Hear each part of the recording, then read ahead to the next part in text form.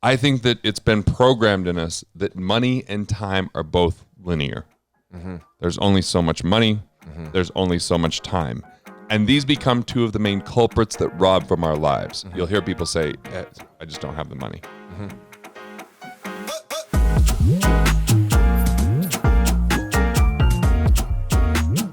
But they do, because I've seen how many people have money in retirement plans, how many people have cash, but what they're actually saying is it's not that important to me, or I'm holding on tight to what I have because I believe there's only so much to go around. Or I don't have the time. A lot of that isn't true because of escapism. Escapism is when we don't want to face something, when we feel overwhelmed, when we don't want to have a conversation or life gets difficult. It's easy to get caught up in, as Stephen Covey said, the thick of thin things. You know, like finding those excuses. Yeah, he was so brilliant. So in knowing the win, it also takes us away from that linear money-making model, because when we sit down and go, what do I want? We're not earning dollars in that moment.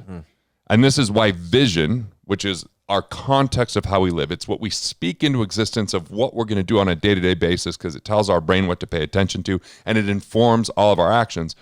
When I was in my 20s, it was hard to have retreats or to take time away from meeting one-on-one with clients because it meant that I wasn't earning money. It was even harder to take a vacation. And this is where my family loves to share these stories. This is their favorite pastime, because we have these 4 money personas at garrettgunderson.com/quiz. And it helps you understand how you make your financial decisions, how to avoid some of the pitfalls, especially how to avoid the shadow personas that lead to misery ultimately and prevent you from knowing your win. Hey, I know I'm interrupting, but it's because if you go to garrettgunderson.com/quiz, you could figure out your money persona. When you know your money persona, you'll be able to make better choices when it comes to your finances, understand where you've made mistakes and missteps and what was the psychology behind that, and really improve how you view money and how you work with other people with different money personas. So garrettgunderson.com/quiz, no charge, discover your results, and go ahead and comment and let us know what it was. But before I understood kind of where we're headed, I'll get to that, where I thought it was linear, time is money, where I thought it was linear, hard work equals better results. Like, how many cliches are out there that's been ingrained into you that are all in this vein? And I was so there. And so I remember we go to San Diego. I pack a bag with just food from the house so that we don't have to go out to restaurants. We definitely go eat at the theme parks.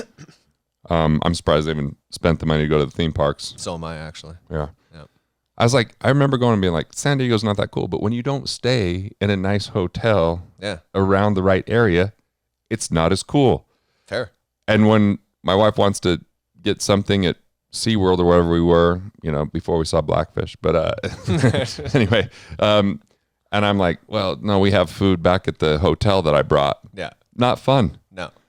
So romantic, by the way. Yeah. Well played. And you've seen The Miser. You watched later. The Miser. Yeah, later. You watched The Miser because after I just spent a bunch of money on the comedy special, and I was gone for a week, and I came back and there was some bills that we didn't know were owed. And so I heard and paid those, but then it was like, oh, that was a lot of money. And then I came to the cabin and you and your wife were up here, and I'm like, hey, why are these lights on? Hey, why is the heat on? Why is the heat on? It is June, by the way. Yeah. No, it was April. Whose half-drink bottle of Bai is that? The Miser just came in, and then so that was fun to watch, by the way. Yeah. So we'll go on. We'll be like on a road trip with the family, and then Carrie's just telling my kids about all the ways I was a miser. They don't recognize that person, but that was my belief system at the time around money, which was like, you've got to hold on to what you've got. Every penny counts. A penny saved is a penny earned.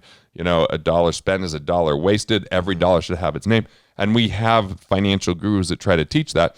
There is no win in that. None. Because the win is not only the loss is not only for me, it's for the people that I love that aren't able to, like Carrie said, our first year of marriage was the hardest because I went from being like this romantic to being this miser. I'm like, why is our heat bill so high?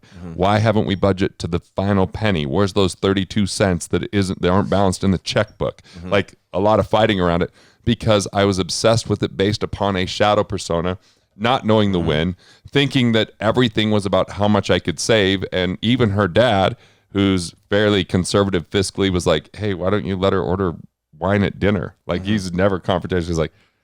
He's like, bud, I'm pretty conservative, but come on. Yeah. Like, get over yourself here. Yeah. So that was not knowing a win. That's getting trapped in a linear game where money and time are not linear, because energy and the way energy relates to time and the way that are the things that are a win for us, which I sat down and listed with you the other day. I'm like, when I'm writing, whether it's poetry that almost nobody sees or cares about, you know, mostly the second. Mostly the definitely second. the latter. Yeah.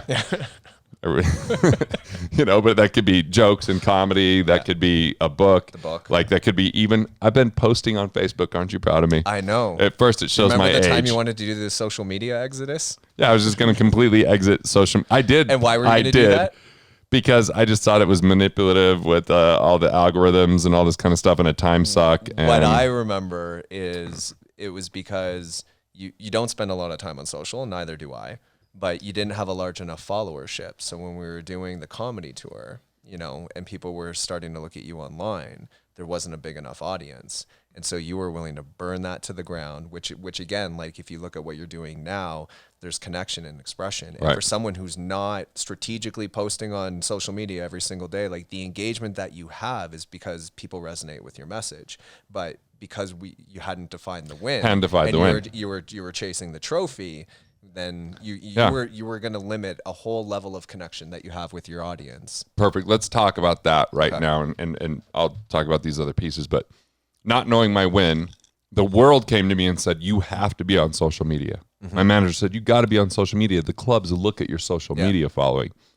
Chappelle's not. Now, I'm not, you know, he's the greatest, but still doesn't have it because he's like, that's not right. He walked away from Chappelle's show. Wasn't his, he's like, he defined his win and he shows up. Could you imagine walking away from, like, again, this is the definition of knowing your win. Walked away from a $50 million contract. Yeah, not easy. That's insane. Right. So, so ultimately, everybody was telling me what to do with social media, and I wasn't bought in on it because I didn't know my win. It's bottom line. Now, I want to post every day on YouTube, every day, because I like doing this with you. Yeah. I like doing the American Ream rants. I sat and we took years to figure out what that's going to be, what the voice is going to be. Almost 2 years. Right, because I was on radio 5 days a week, 2 hours a day for a long time, and I just got bored with it. So I'm like, what could I dedicate time to? I mean, you know, I wrote this one-man show and perform it, and I'm still excited about doing that, even though I've performed that more than probably all my other keynotes combined at this point.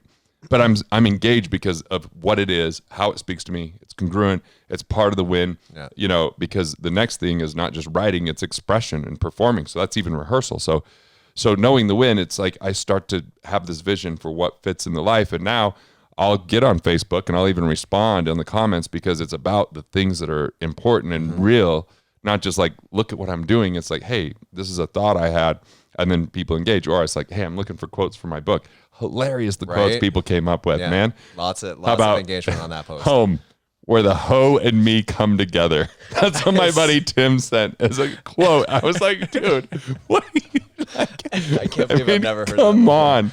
But like that stuff's fun. And then on YouTube, I don't want to read every comment, but every good question I'm going to answer with a video. Like it might be one video that answers 5 questions, but I'm like, that's how I can be more engaged and give them more detail than just sitting down and typing. So I'm excited about that. Or when people come up here for one-on-one immersions, we're filming part of those and sharing that so people can see how this content actually impacts someone in a real moment when it's super close and hard to figure out. So you're right. Social media didn't know my win. Everything that we're doing here. Now I'm like, who do I want to talk to anyway? What are the conversations I want to have that I could learn from? The conversations that you would be having if it wasn't for a social channel, but just in your living room with cool people and cool conversations. Right. Even Caleb this morning from the And Assay, he's like, dude, when did you post that thing on Facebook? Yeah. Because we were up super late last night. Yeah. He and I worked out this morning. And I was like, I don't know, I just did it this morning because it only took a few minutes because it's coming from my win. It's coming from who I am. It's not what I'm being told to do. It's just a way that I'm sharing and expressing because it's consistent with either writing, expression, connection. Because I love, like, this creates connection where we get to spend some time together. So that's part of it, right? I mean, so now that I know those things that are really part of my win, I went through my day and I was like, what am I doing that's part of my win? What's not? I actually just changed one of my meetings that You and I had talked about it's no longer going to be a couple hours. It's going to be 1 hour a week, and I'm going to put tight controls on it. I'm moving it towards the end of the day, so I have the time to write. Yep. I mean, I was writing this book and obsessed where I had to tell myself, remember, go spend time with the kids. Remember, go talk to your wife about this. And you know how often I've mentioned it in the last week. You're like, oh, I didn't know. Are you right? You're working on a book? I had no idea. This is such a shock to me. But just to pause there for a second, because I think this is a good analogy to kind of dissect. So when you look at the radio show, right, the purpose is the same. You want to get your message out to the audience and increase your brand awareness. Now, what we're doing with social media is no different, but where it is different is from a process perspective. We sat there and quite literally for 19 months talked and defined about what these conversations are going to be. Who do you want to represent? How do you want to show up in the world? And we found a way to do that you're passionate about and you're invigorated to do on a daily basis. And so where you got burnt out and tired with the radio show, it wasn't because of the medium or the outcome. It was the process. And so now that we've defined the process, we've defined the win, this is play. Hope you enjoyed What's Your Win. For me, it's discovery on a daily basis. Getting more clear about what to remove from my life, what to embrace, and define the rules of the game from my perspective. I want you to do that in your own life. So dive into yet another episode so you can get clear about your win, remove the obstacles and distractions, and have a better life and win before you begin.